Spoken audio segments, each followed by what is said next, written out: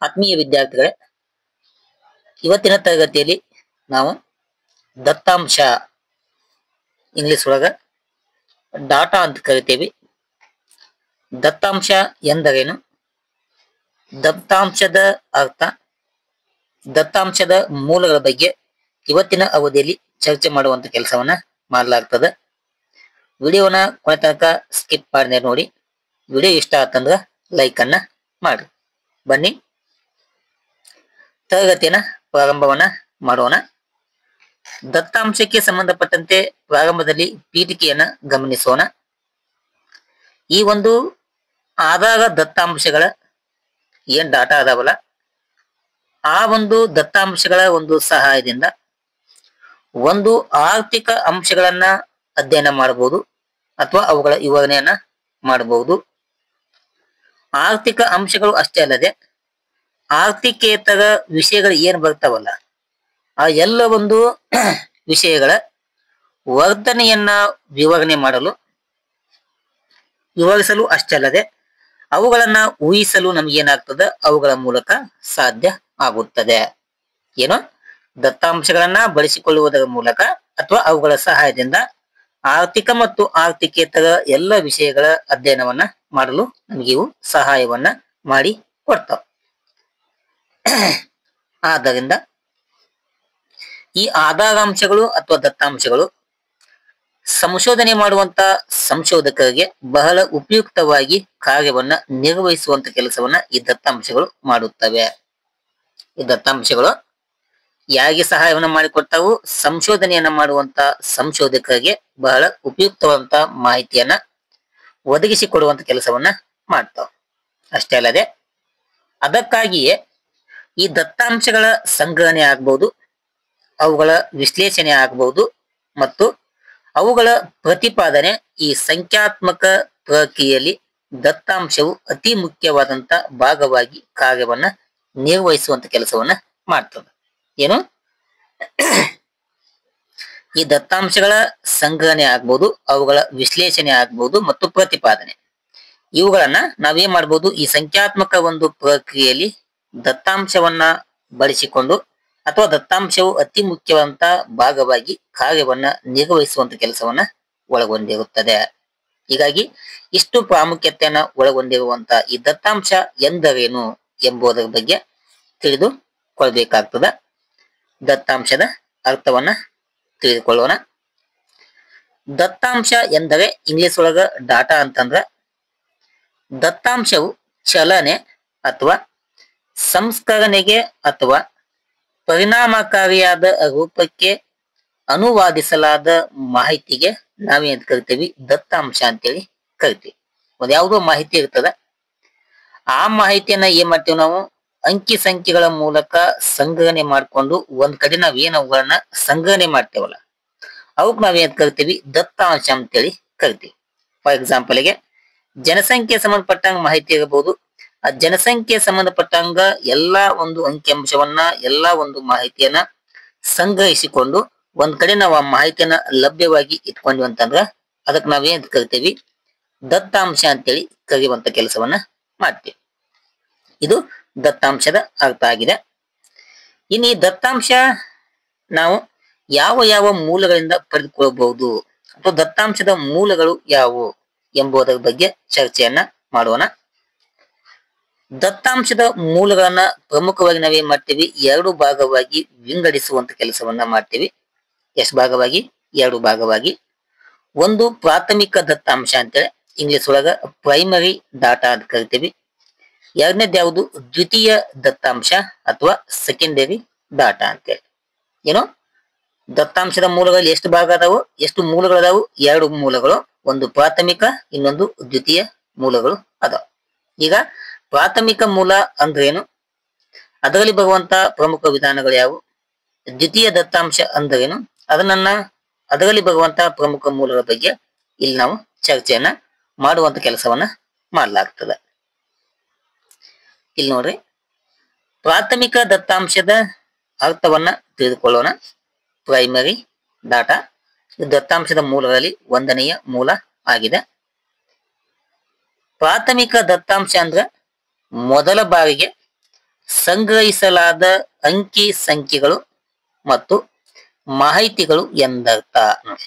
ಇವು ನೇರವಾಗಿ ಮೊಟ್ಟ ಮೊದಲ ಬಾರಿಗೆ ಆ ಅಂಕಿ ಅಂಶವನ್ನ ನಾವೇ ಸಂಗ್ರಹ ಮಾಡಿದ್ವಿ ಅಂತಂದ್ರ ಅದಕ್ಕೆ ನಾವೇನ್ ಕರಿತೀವಿ, ಪ್ರಾಥಮಿಕ ದತ್ತಾಂಶ ಅಂತೇಳಿ ಕರಿತೀವಿ. ನೇರವಾಗಿ ನಾವೇ ಹೋಗಿ ನಾವೇ ಮೊಟ್ಟ ಮೊದಲ ಬಾರಿಗೆ ಆ ಮಾಹಿತಿಯನ್ನ ಸಂಗ್ರಹ ಮಾಡಿದ್ವಿ ಅಂತಂದ್ರ ಅದಕ್ಕೆ ನಾವು ಪ್ರಾಥಮಿಕ ದತ್ತಾಂಶ ಅಂತೇಳಿ ಕರಿತೀವಿ. ಇಲ್ಲಿ ಈ ಒಂದು ಪ್ರಾಥಮಿಕ ದತ್ತಾಂಶಗಳನ್ನ ಯಾವುದೇ ಸಂಶೋಧಕರು ಮತ್ತು ಇಲಾಖೆಗಳು ತಾವು ನೇರವಾಗಿ ಸಂಗ್ರಹಿಸುವ ದತ್ತಾಂಶಗಳು ಆಗಿರುತ್ತವೆ.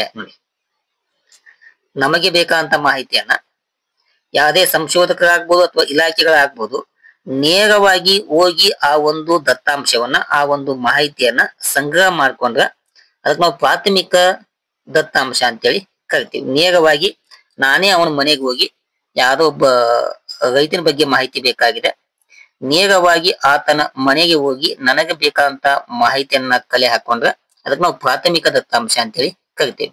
ಯಾಕಂದ್ರೆ ಅಲ್ಲಿ ಮೊದಲ ಬಾರಿಗೆ ನಾವೇನ್ ಮಾಡ್ತೀವಿ, ಆ ಮಾಹಿತಿಯನ್ನ ಸಂಗ್ರಹಿಸುವಂತ ಕೆಲಸವನ್ನ ಮಾಡ್ತೇವೆ. ಹೀಗಾಗಿ ಇಲ್ಲಿ ನೇರವಾಗಿ ಸಂಗ್ರಹಿಸುವಂತ ದತ್ತಾಂಶಗಳು ಏನಿರ್ತಾವಲ್ಲ ಆ ದತ್ತಾಂಶಗಳಿಗೆ ನಾವು ಪ್ರಾಥಮಿಕ ದತ್ತಾಂಶ ಅಂತೇಳಿ ಕರಿತೀವಿ. ಇದು ಅದರ ಬಗ್ಗೆ ಮೀನಿಂಗ್ ಆಯ್ತು.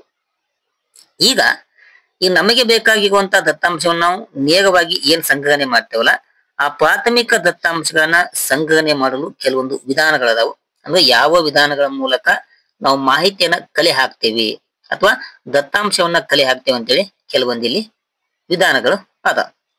ಆ ವಿಧಾನಗಳನ್ನ ಬಳಸಿಕೊಂಡು ನಾವೇನ್ ಮಾಡ್ತೇವಿ, ಪ್ರಾಥಮಿಕ ದತ್ತಾಂಶವನ್ನ ಸಂಗ್ರಹಣೆ ಮಾಡುವಂತ ಕೆಲಸವನ್ನ ಮಾಡ್ತೇವೆ. ಅದರಲ್ಲಿ ಒಂದೇದು ಯಾವುದು, ಫಸ್ಟ್ ಒನ್ ನೇರ ವೈಯಕ್ತಿಕ ಸಂದರ್ಶನ ಅಂತೇಳಿ, ಡೈರೆಕ್ಟ್ ಪರ್ಸನಲ್ ಇಂಟರ್ವ್ಯೂ ಅಂತೇಳಿ. ಅಂದ್ರೆ ನನಗೆ ಎ ವ್ಯಕ್ತಿಯ ಬಳಿ ಮಾಹಿತಿ ಬೇಕಾಗಿದೆ, ಏನ ಮಾಹಿತಿ ಬೇಕಾಗಿದ್ದೆ ಅವಾಗ ಬಿ ವ್ಯಕ್ತಿಗೆ ಮಾಹಿತಿ ಬೇಕಾಗಿದೆ, ಇವನ್ ಮಾಹಿತಿ ಬೇಕಾಗಿದೆ. ಅವಾಗ ಈ ಬಿ ವ್ಯಕ್ತಿ ಏನ್ ಮಾಡ್ತಾನ, ನೇರವಾಗಿ ಈತನ ಬಳಿ ಹೋಗಿ ಸಂದರ್ಶನವನ್ನ ಮಾಡಿ ತನಗೆ ಬೇಕಾದಂತ ಮಾಹಿತಿಯನ್ನ ಕಲೆ ಹಾಕುವುದಕ್ಕೆ ನಾವು ನೇರ ವೈಯಕ್ತಿಕ ಸಂದರ್ಶನ ಅಂತೇಳಿ ಕರಿತೀವಿ. ಇದು ಪ್ರಾಥಮಿಕ ದತ್ತಾಂಶವನ್ನ ಸಂಗ್ರಹಿಸುವಂತ ಮೊದಲನೆಯ ಮೂಲ ಆಗಿದೆ, ನೇರವಾಗಿ ಮಾಹಿತಿಯನ್ನ ಕಲೆ ಹಾಕುವುದು. ಸೆಕೆಂಡ್ ಒನ್ ಯಾವುದು, ಪರೋಕ್ಷ ವೈಯಕ್ತಿಕ ಸಂದರ್ಶನ ಅಂತೇಳಿ, ಇಂಡೈರೆಕ್ಟ್ ಪರ್ಸನಲ್ ಇಂಟರ್ವ್ಯೂ ಅಂತೇಳಿ. ಅಂದ್ರೆ ಈ ವ್ಯಕ್ತಿ ಮಾಹಿತಿ ನನಗೆ ಬೇಕಾಗಿದೆ, ಅವಾಗ ಬಿ ವ್ಯಕ್ತಿ ಏನ್ ಮಾಡ್ತಾನ, ನೇರವಾಗಿ ಹೋಗೋದ್ರ ಬದಲಿ ಸಿ ಎಂಬ ಒಬ್ಬ ವ್ಯಕ್ತಿ ಇರ್ತಾನ, ಸಿ ವ್ಯಕ್ತಿಯ ಮೂಲಕ ಎ ವ್ಯಕ್ತಿಯ ಮಾಹಿತಿಯನ್ನ ಕಲೆ ಹಾಕ್ತಾನಲ್ಲ ಅದಕ್ಕೆ ನಾವು ಪರೋಕ್ಷ ವೈಯಕ್ತಿಕ ಸಂದರ್ಶನ ಅಂತೇಳಿ ಕರಿತೀವಿ. ಈ ಮೂಲಕವೂ ಕೂಡ ನನಗೆ ಬೇಕಂತ ಮಾಹಿತಿಯನ್ನ ಏನ್ ಮಾಡಬಹುದು, ಮತ್ತೊಬ್ಬ ವ್ಯಕ್ತಿಯ ಮೂಲಕ ಪಡೆದುಕೊಳ್ಳಬಹುದು. ಓಕೆನಾ? ಇದು ಪ್ರಾಥಮಿಕ ದತ್ತಾಂಶವನ್ನ ಸಂಗ್ರಹಿಸುವಂತ ಎರಡನೆಯ ವಿಧಾನ ಆಗಿದೆ. ಥರ್ಡ್ ಒನ್ ಪರಿಶಿಷ್ಟಗಳಂತೇಳಿ, ಅದಕ್ಕೆ ಇಂಗ್ಲಿಷ್ ಒಳಗ ನಾವು ಶೆಡ್ಯೂಲ್ ಅಂತ ಕರಿತೇವೆ. ಅಂದ್ರೆ ಒಂದು ಪಟ್ಟಿಯನ್ನ ಮಾಡಿಕೊಂಡು, ಒಂದು ಶೆಡ್ಯೂಲ್ ಅನ್ನ ಮಾಡಿಕೊಂಡು ಆ ಪಟ್ಟಿಯಲ್ಲಿ ನನಗೆ ಬೇಕಾದಂತ ಮಾಹಿತಿಯನ್ನ ಕಲೆ ಹಾಕೊಂಡು ಆ ಪಟ್ಟಿಯನ್ನ ತೆಗೆದುಕೊಂಡು ಹೋಗಿ ನಾ ಏನ್ ಮಾಡ್ಬೋದು, ನನಗೆ ಬೇಕಾದಂತ ಮಾಹಿತಿಯನ್ನ ಕಲೆ ಹಾಕಿಕೊಂಡು ಬರುವಂತ ಒಂದು ವಿಧಾನಕ್ಕೆ ನಾವು ಶೆಡ್ಯೂಲ್ ಅಂತ ಕರಿತೇವೆ ಅಥವಾ ಪರಿಶಿಷ್ಟಗಳಂತೇಳಿ ಕರಿತೇವೆ. ಇದು ಕೂಡ ಪ್ರಾಥಮಿಕ ದತ್ತಾಂಶವನ್ನ ಸಂಗ್ರಹಿಸುವಂತ ಮತ್ತೊಂದು ವಿಧಾನ ಆಗಿದೆ. 4 ಪ್ರಶ್ನಾವಳಿ ಅಂತೇಳಿ. ಓಕೆನಾ? ನಮಗೆ ಬೇಕಾದಂತ ಮಾಹಿತಿಯನ್ನು ನಾವೇ ಏನ್ ಮಾಡ್ಬೇಕು, ಕೆಲವೊಂದು ಪ್ರಶ್ನೆಗಳನ್ನ ಮಾಡಿಕೊಳ್ಳುವುದರ ಮೂಲಕ ಅಥವಾ ಪ್ರಶ್ನೆಗಳನ್ನ ಕೇಳುವುದರ ಮೂಲಕ, ಅವು ಎಸ್ ಆರ್ ನೋ ಪ್ರಶ್ನೆಗಳಿರ್ಬಹುದು ಅಥವಾ ಲೆಂದಿ ಕ್ವಶನ್ಗಳಿರ್ಬಹುದು, ಅವುಗಳ ಮೂಲಕ ಆ ಪ್ರಶ್ನೆಯನ್ನ ಕೇಳುವುದರ ಮೂಲಕ ನಾ ಏನ್ ಮಾಡ್ತೇನೆ, ನನಗೆ ಬೇಕಾದಂತ ಮಾಹಿತಿಯನ್ನ ಕಲೆ ಹಾಕುವಂತ ಕೆಲಸವನ್ನ ಮಾಡ್ತೇನೆ. ಇದು ಕೂಡ ಪ್ರಾಥಮಿಕ ದತ್ತಾಂಶವನ್ನ ಸಂಗ್ರಹಿಸುವಂತ 4ನೆಯ ಮೂಲ ಆಗಿದೆ. 5th ಒನ್ ಪ್ರಕರಣ ಅಧ್ಯಯನ ವಿಧಾನ ಅಂತೇಳಿ. ಅದಕ್ಕೆ ಇಂಗ್ಲಿಷ್ ನಾವೇನ್ ಕರಿತೀವಿ, ಕೇಸ್ ಸ್ಟಡಿ ಮೆಥಡ್ ಅಂತ ಕರಿತೀವಿ. ಅಂದ್ರೆ ನನಗೆ ಏನ್ ಮಾಹಿತಿ ಬೇಕಾಗಿದಿಲ್ಲ ಅದ್ರ ಬಗ್ಗೆ ಸಂಪೂರ್ಣವಾಗಿ ಒಂದು ಕೇಸ್ ಸ್ಟಡಿಯನ್ನ, ಒಂದು ಲೆಕ್ಕವನ್ನ ಹಾಕಿಕೊಂಡು ಆ ಪ್ರಕರಣವನ್ನ ತಿಳಿದುಕೊಂಡು ಅದ್ರ ಬಗ್ಗೆ ಮಾಹಿತಿಯನ್ನ ಕಲೆ ಹಾಕುವುದಕ್ಕೆ ನಾವು ಪ್ರಕರಣ ಅಧ್ಯಯನದ ವಿಧಾನ ಅಂತೇಳಿ ಕರಿತೀವಿ. ಅದಾದ್ಮೇಲೆ ಭಾಗಿ ಪರಿಶೀಲನಾ ವಿಧಾನ ಅಂತೇಳಿ, ಅಂದ್ರ ಪಾರ್ಟಿಸಿಪೆಂಟ್ ಅಬ್ಸರ್ವೇಷನ್ ಮೆಥಡ್ ಅಂತೇಳಿ. ಅಂದ್ರ ನನಗೇನು ಮಾಹಿತಿ ಬೇಕಾಗಿದೆಯಲ್ಲ ಅದರಲ್ಲಿ ನಾನು ಭಾಗಿಯಾಗುವುದರ ಮೂಲಕ ನನಗೆ ಬೇಕಾದಂತ ಮಾಹಿತಿಯನ್ನ ಕಲೆ ಹಾಕುವಂತ ಒಂದು ವಿಧಾನಕ್ಕೆ ಭಾಗಿ ಪರಿಶೀಲನಾ ವಿಧಾನ ಅಂತೇಳಿ ಕರಿತೇವೆ. ಈ ವಿಧಾನ ಮೂಲಕ ಕೂಡ ನಾವೇನ್ ಮಾಡಬಹುದು, ಪ್ರಾಥಮಿಕ ದತ್ತಾಂಶವನ್ನ ಸಂಗ್ರಹಣೆನ ಮಾಡಬಹುದು. 7th ಒನ್, ಬಾತ್ಮೀದಾರರಿಂದ ಮಾಹಿತಿಯನ್ನ ಕಲೆ ಹಾಕೋದು. ಇನ್ಫಾರ್ಮೇಶನ್ ಫಾರ್ ಕೊರೆಸ್ಪಾಂಡೆಂಟ್ ಅಂತೇಳಿ, ಅಂದ್ರ ಅವರಿಗೆ ಸಂಬಂಧಪಟ್ಟಂತ ಇನ್ನೊಬ್ಬ ಸಂಬಂಧಿಕರು ಇರ್ತಾರಲ್ಲ, ಆ ಸಂಬಂಧಿಕರ ಮೂಲಕ ನಾವ್ ಏನ್ ಮಾಡ್ಬೋದು, ಆ ಮಾಹಿತಿಯನ್ನ ಕಲೆ ಹಾಕೊಂಡು ನಾವು ಲೆಕ್ಕವನ್ನ ಮಾಡಬಹುದು. ಓಕೆನಾ. ಈ ತೆರನಾಗಿ ಈ ಪ್ರಾಥಮಿಕ ದತ್ತಾಂಶವನ್ನ ಸಂಗ್ರಹಿಸಲು ನಮಗೆ ಪ್ರಮುಖವಾಗಿ ಈ 7 ವಿಧಾನಗಳನ್ನ ಬಳಸಿಕೊಂಡು ಪ್ರಾಥಮಿಕ ದತ್ತಾಂಶವನ್ನ ಸಂಗ್ರಹಣೆಯನ್ನ ಮಾಡಬಹುದು. ಓಕೆನಾ. ಇದು ಪ್ರಾಥಮಿಕ ದತ್ತಾಂಶವನ್ನ ಸಂಗ್ರಹಿಸುವಂತ ವಿಧಾನಗಳು ಆಗಿವೆ. ಇನ್ನು ದತ್ತಾಂಶದ ಮೂಲಗಳಲ್ಲಿ ಎರಡನೇ ಮೂಲ ಅದ್ವಿತೀಯ ದತ್ತಾಂಶಗಳಂತೇಳಿ, ಸೆಕೆಂಡರಿ ಡಾಟಾ ಅಂತೇಳಿ. ನಾವು ಪ್ರಾಥಮಿಕ ದತ್ತಾಂಶವನ್ನ ನಾವ್ ಏನ್ ಮಾಡಿದ್ವಿ, ನೇರವಾಗಿ ಮೊದಲ ಬಾರಿಗೆ ನಾವೇ ಏನ್ ಮಾಡಿದ್ವಿ, ಮಾಹಿತಿಯನ್ನ ಕಲೆ ಹಾಕಿದ್ವಿ. ಆದ್ರೆ ಇಲ್ಲಿ ಈ ದ್ವಿತೀಯ ದತ್ತಾಂಶಗಳಂತಂದ್ರ ಬೇರೆ ವ್ಯಕ್ತಿಗಳಿಂದ ಮೊದಲೇ ಸಂಗ್ರಹಿಸಲಾದ ಮಾಹಿತಿಗಳು ಎಂದರ್ಥ. ಈ ದ್ವಿತೀಯ ದತ್ತಾಂಶಗಳು ಮೊದ್ಲೇಕ್ ಏನಾಗಿರ್ತಾವು, ಆ ಮಾಹಿತಿಯನ್ನ ಸಂಗ್ರಹಿಸುವಂತ ಕೆಲಸವನ್ನ ಮಾಡಿರ್ತಾರೆ.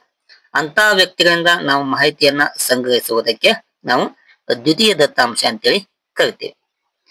ಇಂತಹ ಮಾಹಿತಿಗಳು ಮತ್ತು ಅಂಕಿ ಅಂಶಗಳು ಈಗಾಗಲೇ ಪುಸ್ತಕದಲ್ಲಿ ಅಥವಾ ದಾಖಲೆಗಳಲ್ಲಿ ಸೇರ್ಪಡೆ ಆಗಿರುತ್ತವೆ. ನಮಗ ಕೆಲವೊಂದು ಮಾಹಿತಿ ಏನಿರ್ತಾವ ಆಲ್ರೆಡಿ ಪುಸ್ತಕದಲ್ಲಿ ಆಗ್ಬೋದು, ದಾಖಲೆಗಳಲ್ಲಿ ಆಗ್ಬೋದು, ಸೇರ್ಪಡೆ ಆಗಿರ್ತಾವ. ಆ ಪುಸ್ತಕ ಮತ್ತು ದಾಖಲೆ ಮೂಲಕ ನಾವ್ ಏನ್ ಮಾಡ್ತೀವಿ, ಮಾಹಿತಿಯನ್ನ ಸಂಗ್ರಹಿಸುವಂತ ಕೆಲಸವನ್ನ ಮಾಡ್ತೇವೆ. ಅಂತವ್ ನಾವ್ ಏನ್ ಕರಿತೀವಿ, ದ್ವಿತೀಯ ದತ್ತಾಂಶ ಅಂತೇಳಿ ಕರಿತೇವೆ. ಈ ದ್ವಿತೀಯ ದತ್ತಾಂಶಗಳಲ್ಲಿ ಪ್ರಮುಖವಾಗಿ ನಾವು ಮತ್ತೆ 2 ಮೂಲಗಳನ್ನ ಕಾಣ್ತೇವೆ. ಅವ್ಯಾವಂತಂದ್ರ ಒಂದು ಪ್ರಕಟಿತ ಮೂಲಗಳಂತೇಳಿ, ಇನ್ನೊಂದು ಯಾವುದು ಅಪ್ರಕಟಿತ ಮೂಲಗಳು ಅಂತೇಳಿ. ಏನ ಈ 2 ಮೂಲಗಳು ದ್ವಿತೀಯ ದತ್ತಾಂಶದಲ್ಲಿ ಬರುವಂತ ಪ್ರಮುಖ ಮೂಲಗಳು ಆಗಿವೆ. ಈಗ ಅವುಗಳ ಬಗ್ಗೆ ಚರ್ಚೆಯನ್ನ ಮಾಡೋಣ. ದ್ವಿತೀಯ ದತ್ತಾಂಶದಲ್ಲಿ ಬರುವಂತ ಒಂದನೆಯ ಒಂದು ಮೂಲ ಅದು ಪ್ರಕಟಿತ ಮೂಲ ಅಂತೇಳಿ. ಪ್ರಕಟಿತ ಮೂಲ ಅಂತಂದ್ರ ಈಗಾಗಲೇ ಪ್ರಕಟಣೆ ಮಾಡಿರುವಂತ ಮೂಲಗಳು, ಅಂದ್ರ ಕೇಂದ್ರ ಸರ್ಕಾರ, ರಾಜ್ಯ ಸರ್ಕಾರ ಮತ್ತು ಸ್ಥಳೀಯ ಸರ್ಕಾರಗಳು ವಿವಿಧ ಪ್ರಕಟಣೆಗಳು ಏನಿರ್ತಾವಲ್ಲ, ಆ ಪ್ರಕಟಣೆಗಳಿಂದ ನಾವ್ ಏನ್ ಮಾಡ್ಬೋದು, ಮಾಹಿತಿಯನ್ನ ಕಲೆಯನ್ನ ಹಾಕ್ಬಹುದು. ಸೆಕೆಂಡ್ ಒನ್, ವಿದೇಶಿ ಗೌರ್ಮೆಂಟ್ಗಳು, ಅಂತಾರಾಷ್ಟ್ರೀಯ ಸಂಸ್ಥೆಗಳ ಸಂಘಟನೆಗಳು ಏನಿರ್ತಾವಲ್ಲ, ಆ ಸಂಘಟನೆಗಳು ಹೊರಡಿಸಿರುವಂತ ಮಾಹಿತಿಯು ಕೂಡ ಪ್ರಕಟಿತ ಮೂಲಗಳು ಆಗಿರ್ತಾವ. ಅಷ್ಟೇ ಅಲ್ಲದೆ ತಾಂತ್ರಿಕ ಮತ್ತು ವ್ಯಾಪಾರದ ವೃತ್ತಪತ್ರಿಕೆಗಳು ಏನಿರ್ತಾವಲ್ಲ, ಅವು ಕೂಡ ಪ್ರಕಟಿತ ಮೂಲಕ್ಕೆ ಸಂಬಂಧಪಟ್ಟಂತ ಮೂಲಗಳು ಆಗಿರ್ತಾವ. ಫೋರ್ತ್ ಒನ್, ಪುಸ್ತಕಗಳು, ನಿಯತಕಾಲಿಕಗಳು ಮತ್ತು ವರ್ತಮಾನ ಪತ್ರಿಕೆನೂ ಕೂಡ ಈ ಪ್ರಕಟಿತ ಮೂಲಕ್ಕೆ ಸಂಬಂಧಪಟ್ಟಂತ ಪ್ರಮುಖ ಮೂಲಗಳು ಆಗಿರ್ತಾವು. ಫಿಫ್ತ್ ಒನ್, ಉದ್ಯಮ, ಕೈಗಾರಿಕೆ, ಬ್ಯಾಂಕುಗಳು ಈ ಮುಂತಾದವುಗಳಿಗೆ ಸಂಬಂಧಿಸಿದ ವಿವಿಧ ವರದಿ ಮತ್ತು ಪ್ರಕಟಣೆಗಳು ಏನಿರ್ತಾವಲ್ಲ, ಇವು ಕೂಡ ಪ್ರಕಟಿತ ಮೂಲಕ್ಕೆ ಸಂಬಂಧಪಟ್ಟಂತ ಪ್ರಮುಖ ಮೂಲಗಳ ಆಗಿ ನಾವು ಅಧ್ಯಯನವನ್ನ ಮಾಡ್ತೀವಿ. ಇದು ದ್ವಿತೀಯ ದತ್ತಾಂಶದಲ್ಲಿ ಬರುವಂತ ಒಂದನೆಯ ಮೂಲ ಆಗಿದೆ. ಇನ್ನು ಈ ದ್ವಿತೀಯ ದತ್ತಾಂಶದಲ್ಲಿ ಬರುವಂತ ಎರಡನೆಯ ಮೂಲ ಅಪ್ರಕಟಿತ ಮೂಲಗಳಂತೇಳಿ. ಕೆಲವೊಂದು ಪ್ರಕಟಣೆ ಮಾಡ್ತಾರೆ, ಇನ್ನೊಂದು ಕೆಲವನ್ನ ಪ್ರಕಟಣೆ ಮಾಡುವಂತಿಲ್ಲ. ಅವು ಯಾವಂತಂದ್ರ, ಒಂದು ಸರ್ಕಾರಿ ಮತ್ತು ಖಾಸಗಿ ಕಚೇರಿಗಳಲ್ಲಿ ಲಭ್ಯವಿರುವ ದಾಖಲೆಗಳು ಮತ್ತು ಕಡತಗಳು, ಇವು ಅಪ್ರಕಟಿತ ಮೂಲಗಳಾಗಿವೆ. ಅಂದ್ರೆ ಕೆಲವೊಂದು ಸರ್ಕಾರಿ ಮತ್ತು ಖಾಸಗಿ ಕಚೇರಿಯಲ್ಲಿ ಲಭ್ಯ ಇರುವಂತ ಕೆಲವೊಂದು ದಾಖಲೆ ಇರ್ತಾವಲ್ಲ, ಅವು ಕಡತ ಇರ್ತಾವಲ್ಲ, ಅವುಗಳನ್ನ ಪ್ರಕಟಣೆ ಮಾಡಲು ಸಾಧ್ಯ ಆಗೋದಿಲ್ಲ. ಅವಕ್ಕೆ ನಾವು ಅಪ್ರಕಟಿತ ಮೂಲ ಅಂತೇಳಿ ಕರಿತೇವೆ. ಇನ್ನೊಂದು ವಿಶ್ವವಿದ್ಯಾಲಯಗಳು, ವಿದ್ಯಾನಿಲಯಗಳು ಮತ್ತು ಸಂಶೋಧನೆ ಸಂಸ್ಥೆಗಳು ನಡೆಸಿರುವ ಅಧ್ಯಯನ ವರದಿ ಕೂಡ ಅಪ್ರಕಟಿತ ಮೂಲಗಳು ಆಗಿರ್ತಾವ. ಇನ್ನೊಂದು ಯಾವುದು, ಸಾರ್ವಜನಿಕ ದಾಖಲೆಗಳು ಮತ್ತು ಅಂಕಿ ಸಂಖ್ಯೆಗಳು ಕೂಡ ಇವು ಅಪ್ರಕಟಿತ ಮೂಲಕ್ಕೆ ಸಂಬಂಧಪಟ್ಟಂತ ಪ್ರಮುಖ ಅಂಶಗಳು ಆಗಿರ್ತಾವ. ಏನ ಇಷ್ಟು ವಿದ್ಯಾರ್ಥಿಗಳ ದತ್ತಾಂಶ ಎಂದರೇನು, ದತ್ತಾಂಶದ ನಾವು ಯಾವ ತೆರನಾಗಿ ಸಂಗ್ರಹಣೆ ಮಾಡಬೇಕು ಎಂಬುದಕ್ಕೆ ದತ್ತಾಂಶದ ಮೂಲಗಳ ಬಗ್ಗೆ ನಾವು ಅಧ್ಯಯನವನ್ನ ಮಾಡಿದ್ವಿ. ಪ್ರಮುಖವಾಗಿ 2 ಬರ್ತಾವು, ಒಂದು ಪ್ರಾಥಮಿಕ ದತ್ತಾಂಶ, ಇನ್ನೊಂದು ದ್ವಿತೀಯ ದತ್ತಾಂಶ ಅಂತೇಳಿ. ಪ್ರಾಥಮಿಕ ದತ್ತಾಂಶದೊಳಗ ಪ್ರಮುಖವಾಗಿ 7 ವಿಧಾನಗಳು ಬರ್ತಾವ. ಇನ್ನ ದ್ವಿತೀಯ ದತ್ತಾಂಶದಲ್ಲಿ ಪ್ರಮುಖವಾಗಿ ಎರಡು ವಿಧಾನಗಳು ಬರ್ತಾವ. ಏನ ಇಷ್ಟು ಇದ್ರ ಬಗ್ಗೆ ಮಾಹಿತಿ ಆಗಿದೆ. ಇಲ್ಲಿಯ ತನಕ ತರಗತಿಯನ್ನ ವೀಕ್ಷಣೆ ಮಾಡಿದ ಎಲ್ಲಾ ವಿದ್ಯಾರ್ಥಿಗಳಿಗೆ ಧನ್ಯವಾದಗಳನ್ನ ತಿಳಿಸ್ತಾ ಈ ತರಗತಿಯನ್ನ ಇಲ್ಲಿಗೆ ಮುಗಿಸ್ತೇನೆ. Thank you. ನಮಸ್ಕಾರ.